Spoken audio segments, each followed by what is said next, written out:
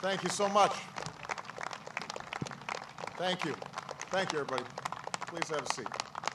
Thank you, Chuck, for that introduction, and more importantly, for your leadership as National President of the Fraternal Order of Police. I want to recognize the entire order and all its leaders, including Jim Pasco, for everything that you do on behalf of the fine officers who walk the beat or answer the call and do the difficult work of keeping our communities safe all across the country.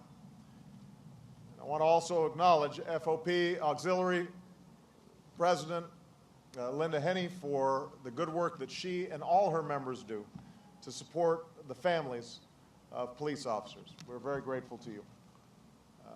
To Speaker Boehner, Leader Pelosi, members of Congress, members of my administration who are here, to all the law enforcement officials who are here, and most of all to the survivor families. Scripture tells us none of us lives to himself, and none of us dies to himself. None of us lives to himself, and none of us dies to himself. The brave officers we gather to remember today devoted themselves so fully to others, to serve and to protect others, that in the process they were willing to give their lives. And so today, let us not remember them just for how they died, but also for how they lived. Officer Bruce St. Laurent of the Jupiter, Florida Police Department was, according to a friend, just what a cop should be: tough, compassionate, caring, and brave. But to his community, he was more than a cop. He was a cancer survivor. He was a guest teacher at Jupiter High School who used the laws of traffic to help kids learn physics. He was an amateur snake charmer of sorts, eagerly taking panicked calls about snakes on the loose. And at Christmas time, he loved being Santa Claus for the kids in the local Head Start program. I have the privilege of working with some of the nation's finest law enforcement officers and professionals every day, and I'm perpetually mindful of the sacrifices they make for me and for my family and for other leaders and visiting dignitaries, but never more so than when I was told that Officer St. Laurent was struck and killed by another vehicle while driving his motorcycle as part of my motorcade. Bruce was a loving husband to Brenda, a doting father to Larry and Albert and Lenny and Chartel, and he'll be missed so deeply by his family at home and by his family in the force. And the police officers who came from all over the country to attend Bruce's funeral, some bringing their motorcycles as far away as California, they're a testimony to how much he'll be missed. Like Bruce, Deputy Sheriff Barbara Ann Pill of Brevard County Sheriff's Office in Florida was a force for good in her community, remembered as a behind-the-scenes hero by those who knew her. Because for Barbara, helping others was never a question. Before joining the force, she counseled abused children and helped families struggling with domestic abuse. That passion served her and led her to a career in law enforcement and inspired her two sons to follow. So when Barbara was shot while investigating a suspicious vehicle last spring, not only did her husband Steve lose his partner of more than 30 years, the town of Melbourne and the nation itself lost one of its most dedicated citizens. All of you in law enforcement, you devote your lives to serving and protecting your communities. Many of you have done it for your country as well.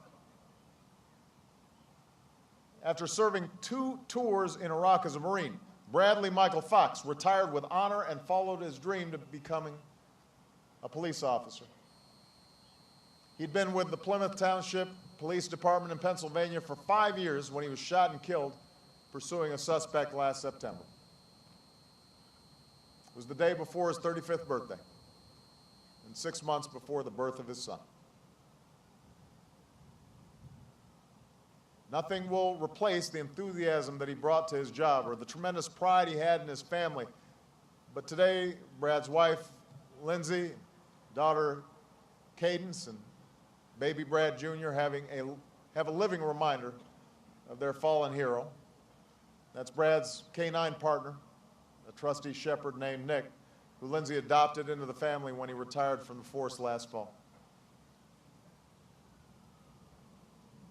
Deputy Sheriff Scott Ward also defined service. He was a former officer in the Air Force, a deputy in the Baldwin County, Alabama Sheriff's Office for 15 years, and finished a tour in Afghanistan last year as a reservist in the Coast Guard. Last November, Deputy Sheriff Ward was shot and killed in the line of duty while trying to settle a domestic dispute. He died as he lived, serving his community and his country.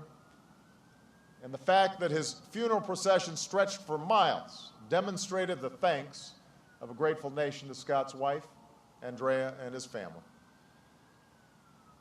At Scott's funeral, Baldwin County Sheriff Huey Mack said, "Tomorrow we will continue to grieve Scott, but we will have to move on." That's what Scott would want us to do because our mission does not stop. And that message, I think, rings true in every police department across the country. As difficult as times may be, as tough as the losses may be, your mission does not stop. You never let down your guard, and those of us who you protect should never let slide our gratitude either. We should not pause and remember to thank first responders and police officers only in the wake of tragedy. We should do it every day. And those of us who have the privilege to lead should all strive to support you better, whether it's making sure police departments and first responders have the resources they need to do their jobs, or the reforms that are required to protect more of our officers and their families from the senseless epidemics of violence that all too often rack our cities and haunt our neighborhoods. And Bobby Kennedy once said that the fight against crime is a fight to preserve that quality of community which is at the root of our greatness. The 143 fallen officers we honor today put themselves on the front lines of that fight to preserve that quality of community and to protect the roots of our greatness. They exemplified the very idea of citizenship, that with our God-given rights come responsibilities and obligations to ourselves and to others. They embodied that idea. That's the way they died.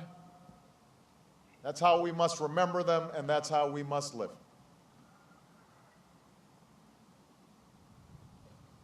We can never repay our debt to these officers and their families. But we must do what we can with all that we have to live our lives in a way that pays tribute to their memory. That begins, but does not end by gathering here with heavy hearts to carve their names in stone, so that all will know them and that their legacy will endure. We are grateful to them, and we are grateful to you. May God bless the memory of those we lost, and may God continue to bless the United States of America.